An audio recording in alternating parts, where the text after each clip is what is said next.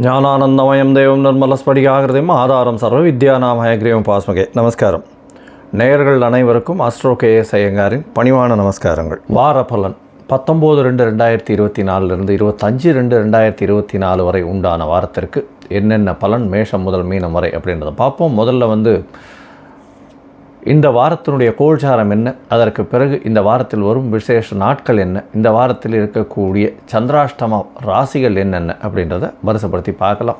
முதல்ல இந்த வாரத்தின் கோல்சாரம் என்ன அப்படின்னு பார்க்கும்போது, காலபுருஷ தத்துவத்தின் முதல் ராசியான மேஷ ராசியில் குரு பகவான், 6ஆம் இடம்னு சொல்லக்கூட கன்னியில் கேது பகவானும், 10ஆம் இடத்தில் சுக்கிரனும் செவ்வாயும், 11ஆம் இடத்தில் சூரியன் புதன் மற்றும் சனி ஆட்சி பெற்று சனி பகவான் இருக்கிறது. 12ஆம் இடம்னு சொல்லக்கூடிய மீனத்தில் ராகு பகவான் இருக்கார்.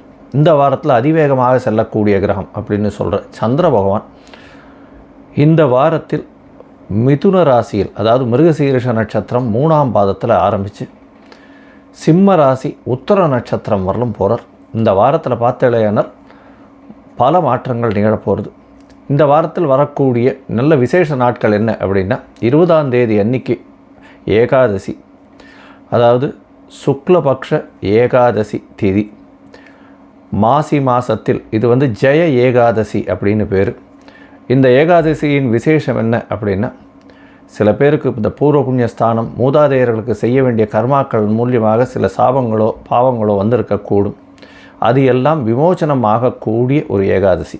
அது பொதுவாகவே வைணவர்களுக்கு மிகவும் ஏற்றம். இந்த ஏகாதசி நாளில் முழு நாளும் உபவாசம் இருக்கிறது பெரிய விசேஷம். இந்த ஏகாதசியை கடைபிடிக்கிறதன் மூலியமாக மூதாதையர்கள் சாபம் நீங்கும், அதை தவிர பிரம்மஹத்தி தோஷம் நீங்கும் அப்படின்ற விசேஷங்கள்லாம் சொல்லியிருக்கு. இதன் பெயர் ஜெய ஏகாதசி அப்படின்னு பேர். 21ஆம் தேதி இந்த மாதத்தில் 21/2/2024 அன்னைக்கு பிரதோஷ காலம்னு சொல்லும் பொழுதே சாயந்தரம் 5:45 6:15 வரலும் அந்த ஆர்த்தி காட்டக்கூடிய நேரம் பிரதோஷ காலம். பிரதோஷத்தில் விரதம் இருந்து பிரதோஷ கால பூஜை முடிச்சுட்டு போய் சாப்பிட்றது விசேஷம். இந்த பிரதோஷத்துக்கு வேண்டின்னு பண்ணக்கூடிய காரியங்கள் அனைத்தும் வெற்றி பெறும் அப்படின்னு சொல்லக்கூடியது. சிவன் கோயில்கள் அனைத்திலும் பெரிய விசேஷமாக நடத்தக்கூடிய ஒரு விஷயம் இந்த பிரதோஷ காலம். இந்த வாரத்தில் பார்த்தேன்னா மாசி பௌர்ணமி நாள், அது மாசி மகம் வருது.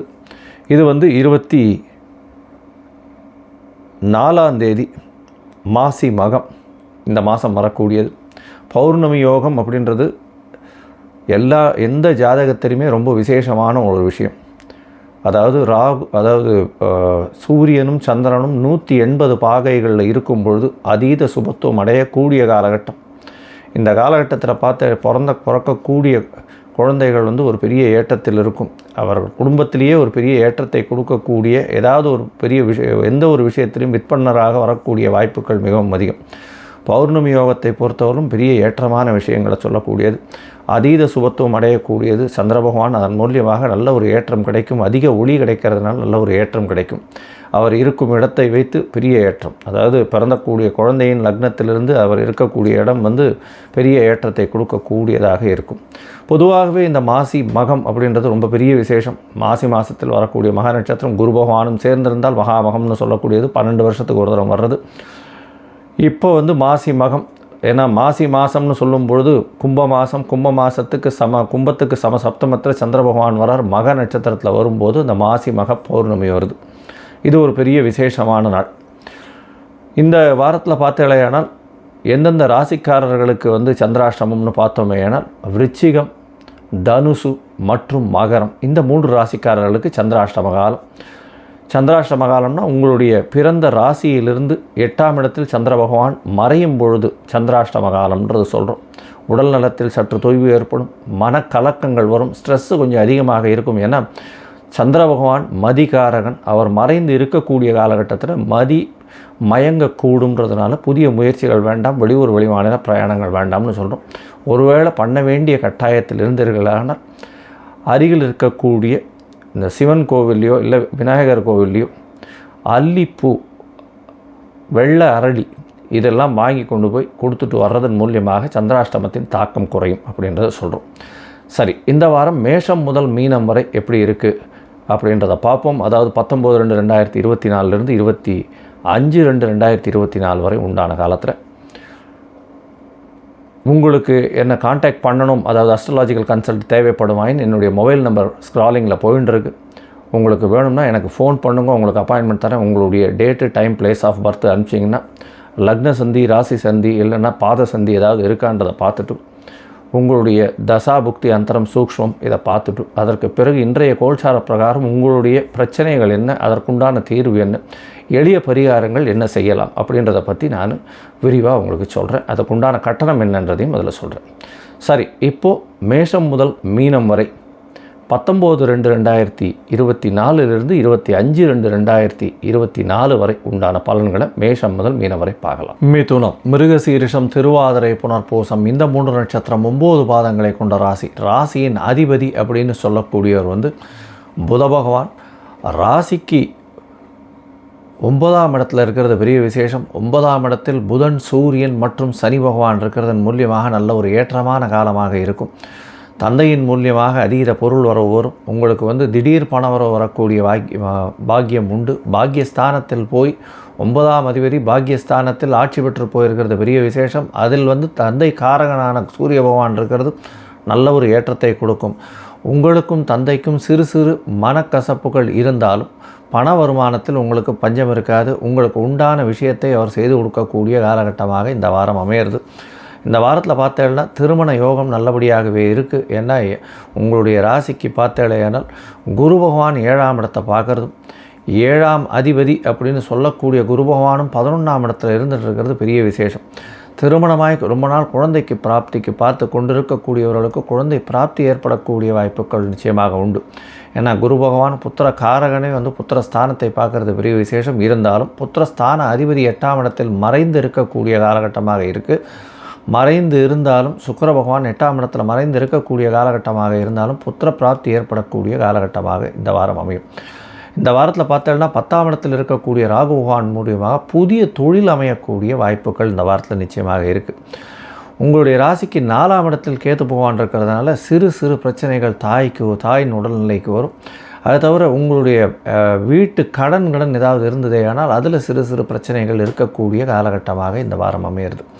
இந்த வாரத்தில் பார்த்தேன்னா சந்திர பகவான் அதிவேகமாக செல்லக்கூடிய கிரகம் அப்படின்னு சொல்லக்கூடியவர் உங்களுடைய ராசியிலேயே இந்த வாரத்தை ஆரம்பிக்கிறார். அதாவது 19/2/2024 25/2/2024 வரை உண்டான வாரத்தில் சந்திர பகவான் 21ஆம் தேதி வரையிலும், அதாவது 19 கார்த்தால ஒரு 8:30 மணி வரலும் சந்திர பகவான் உங்களுடைய ராசியிலே இருக்கார்.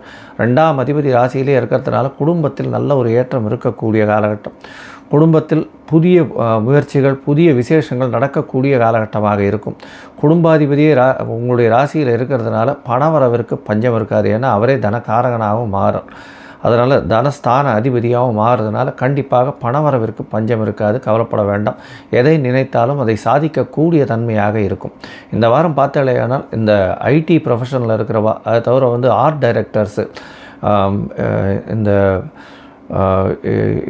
அதாவது அக்கௌண்ட்ஸு, காமர்ஸு, சார்ட்டர்ட் அக்கௌண்ட்ஸ் இவாளுக்கெல்லாம் பெரிய ஏற்றம் கிடைக்கக்கூடிய வாரமாக இந்த வாரம் அமையிறது. உங்களுடைய ராசிக்கு பார்த்தேன்னா 2ஆம் இடத்துல சந்திர பகவான் போகிறார். அதாவது 21ஆம் தேதி காலை ஒரு 8:30 மணியிலிருந்து 23ஆம் தேதி இரவு ஒரு 8:30 மணி வரலும் சந்திர பகவான் 2ஆம் இடத்துல ஆட்சி பெற்று போயிருக்கார். தனஸ்தானத்தில் ஸ்தான அதிபதி ஆட்சி பெற்று போயிருக்கிறதுனால குடும்பத்தில் நல்ல ஒரு ஏற்றம் இருக்கும். பணவரவிற்கு பஞ்சம் இருக்காது.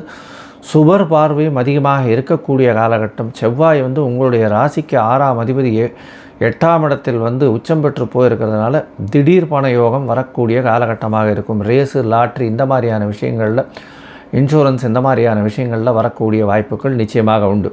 உங்களுடைய ராசிக்கு பார்த்தலையானால் சுக்கிரன் உங்களுடைய ராசிநாதனை பார்க்கறதுனால அதீத சுபத்துவம் அடையக்கூடிய காலகட்டம்.